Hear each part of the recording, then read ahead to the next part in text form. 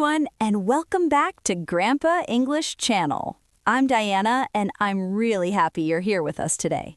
And I'm Charles. Welcome back, everyone. If you're listening right now, maybe on your way to work or just taking a break, this conversation is for you. Today we're talking about something a lot of English learners struggle with, even when their English level is already pretty good. Overthinking. Freezing when it's time to speak. Trying to sound perfect instead of sounding natural. This is not a grammar lesson. No complicated rules, no pressure. Just a real, honest conversation about confidence, mindset, and how English actually works in real life, at work, in networking, and in everyday situations. So if you're around a B2 to C1 level and you want to sound more relaxed and confident when you speak, you're in the right place. All right. Before we jump into anything today, let me ask you something real quick. Have you ever had a perfect sentence in your head, like perfect English, and then the moment you open your mouth, poof, you freeze? Like your brain just goes, nope, not today. oh yeah, that moment is way too familiar. And the funny thing is, you're not forgetting English. You're not bad at English. You're just thinking too much. Like your brain is running Grammarly, Google Translate, and a fear app all at the same time. Exactly. And that's actually what we're talking about today. Why so many English learners, especially at the B2, C1 level, know the language but don't sound natural when they speak. Not because they can't, but because they're overthinking every single word. Yeah, and let's be clear here. This video is not about perfect English. We're not here to sound like a textbook or a robot from a language app. We're talking about sounding human, relaxed, confident, even with mistakes. Because real conversations are messy. People pause, they restart sentences, they say, I mean, all the time. And somehow English learners feel like they're not allowed to do that. Like there's an invisible rule. Right, like if I pause, I'm bad. If I make a mistake, I failed. If I don't sound native, I should stay quiet, which is honestly completely backwards. So, in this conversation, we're going to slow things down. We'll talk about why overthinking kills fluency, how to get out of your head, and how to speak English in a way that feels natural, not forced, not stressful, just real. And if you're listening right now thinking, yeah, that's me, I overthink everything when I speak English, trust me, you're not alone. We've both been there. All right, deep breath. And so, okay, let's talk about something very specific now. That moment when someone looks at you and says, "Hey, how are you?" And suddenly, boom, you freeze. Yeah, and what's funny is that moment has nothing to do with English level.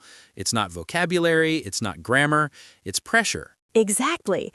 There's this quote I love. Someone once said about a guy, if you say, "Hi, how are you?" he's stuck for an answer.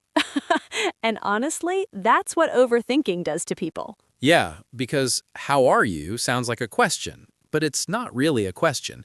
It's just social glue. Right. Which reminds me of another brutal quote. Don't tell your friends about your indigestion. How are you is a greeting, not a question. And I swear, English learners suffer because nobody tells them this early enough. Exactly. They think they need a perfect answer. Like, should I say, I'm fine, I'm doing well, I'm okay, thank you for asking? Meanwhile, the other person is already moved on. And this is where confidence comes in. Not vocabulary, not accent, confidence. Yeah, and there's this line that explains it perfectly. Confidence contributes more to conversation than wit. And that's painfully true. Because people don't remember what you said. They remember how comfortable you sounded saying it. Exactly. You can say something very simple like, yeah, doing all right. And if you say it calmly, it sounds fluent. But you can also say a long, grammatically perfect sentence while panicking inside, and it sounds awkward. Yeah.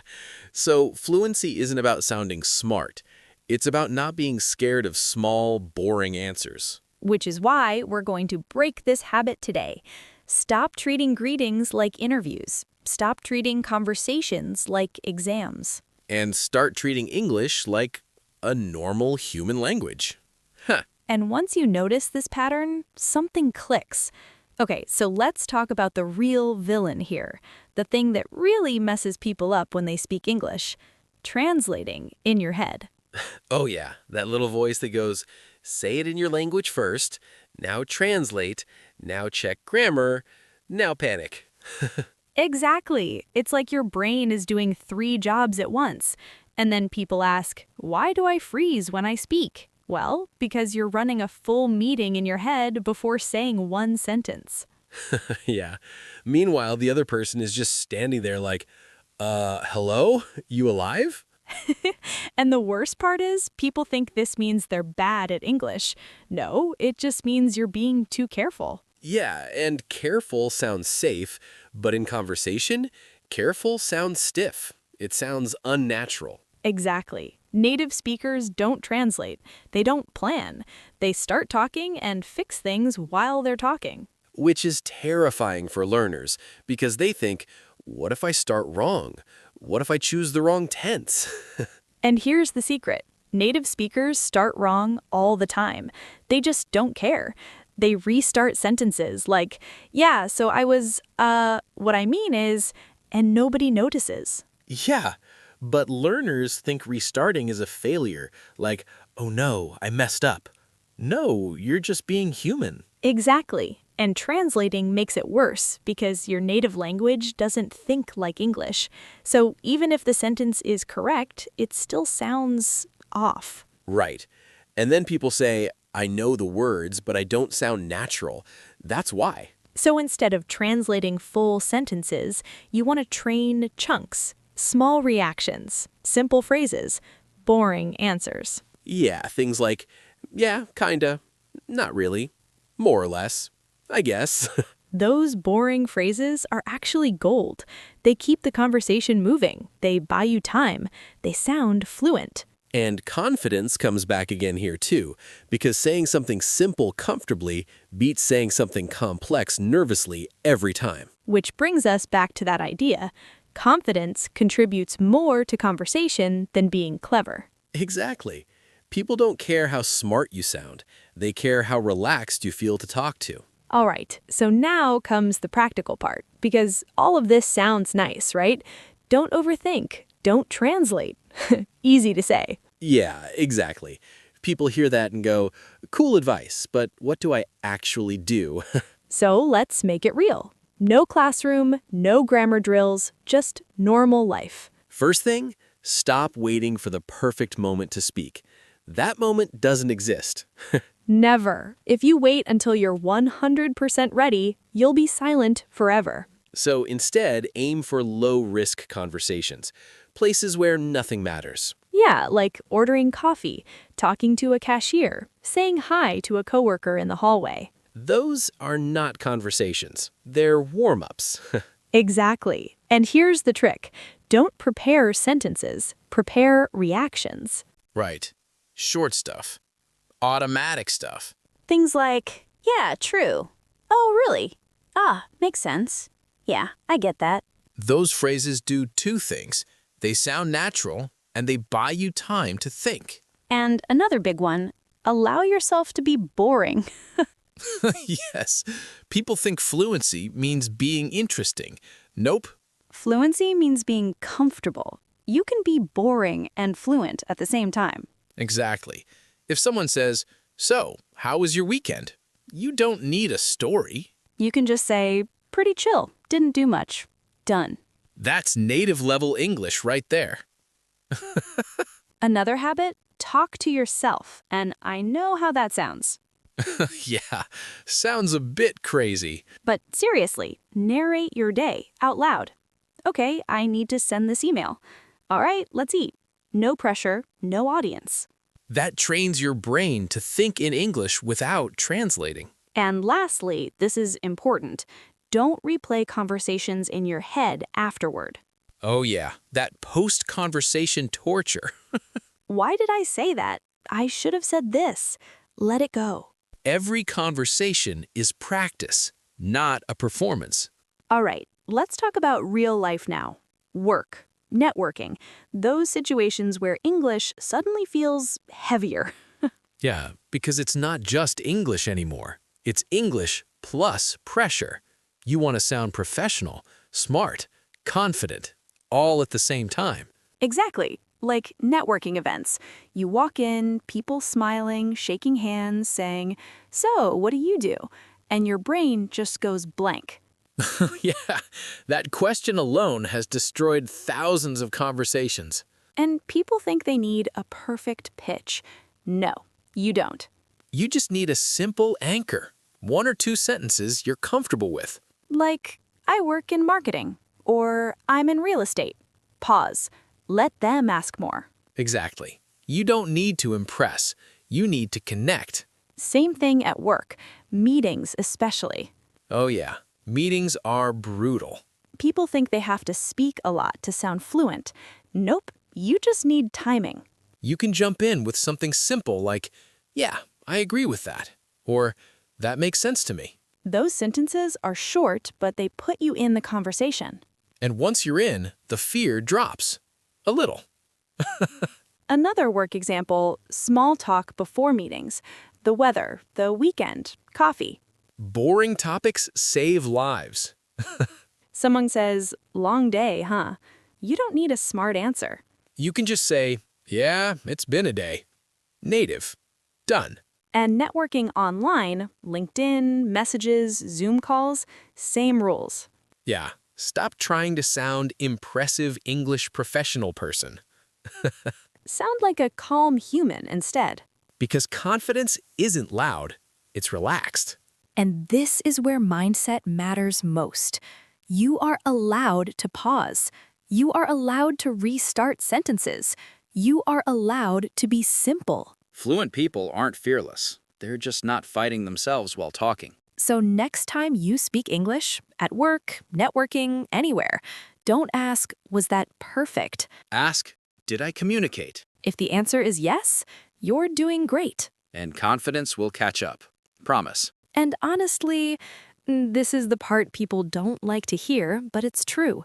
Confidence doesn't come before you speak, it comes after.